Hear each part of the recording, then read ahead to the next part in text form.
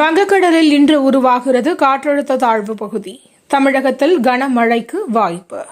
இரண்டாம் கட்டமாக மக்களுடன் முதல்வர் திட்டம் ஜூலை 15ஆம் தேதி தொடக்கம். தமிழகத்திற்கு 2.5 TMC தண்ணீர் திறந்துவிட வேண்டும். கர்நாடகாவுக்கு காவிரி மேலாண்மை ஆணையம் உத்தரவு. தமிழ்நாட்டின் மீது பிரதமர் மோடிக்கு காழ்ப்பு. முதலமைச்சர் மு.க.ஸ்டாலின் விமர்சனம். நான் பார்த்து நெகிழ்ந்து ரசித்த இளம் தலைவர் ராகுல். அதிமுக முன்னாள் அமைச்சர் செல்லூர் ராஜு புகழாரம். பாஜகவிடம் நான் பணம் வாங்கியிருந்தால் என்னுடைய தலையை 2ஆக வெட்டுங்கள்.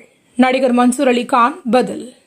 கருவில் இருக்கும் குழந்தையின் பாலினத்தை வெளியிட்ட விவகாரம். சர்ச்சைக்குரிய வீடியோவை நீக்கிய யூடியூபர் இர்ஃபான். திருமணத்திற்கு அச்சப்படுவது நிகழ்கால தலைமுறையின் விழுமிய சிக்கல். வைரமுத்து கருத்து.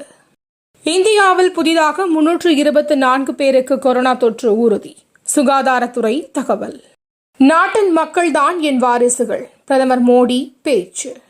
பாஜக ஆட்சிக்கு வருவதை தடுக்க முடியும். மல்லிகார்ஜுன கார்கே நம்பிக்கை. பாஜக கடந்த தேர்தலை விட அதிக இடங்களை பிடிக்கும். பிரசாந்த் கிஷோர் கணிப்பு. நடுவானில் விபத்தில் சிக்கிய சிங்கப்பூர் ஏர்லைன்ஸ் விமானம். ஒருவர் பலி. நீலகிரி, கோவை உள்ளிட்ட மாவட்டங்களில் இன்று கனமழைக்கு வாய்ப்பு. வானிலை மையம் தகவல். காலில் அறுவை சிகிச்சை. மகேந்திர சிங் தோனி லண்டன் செல்ல உள்ளதாக தகவல்.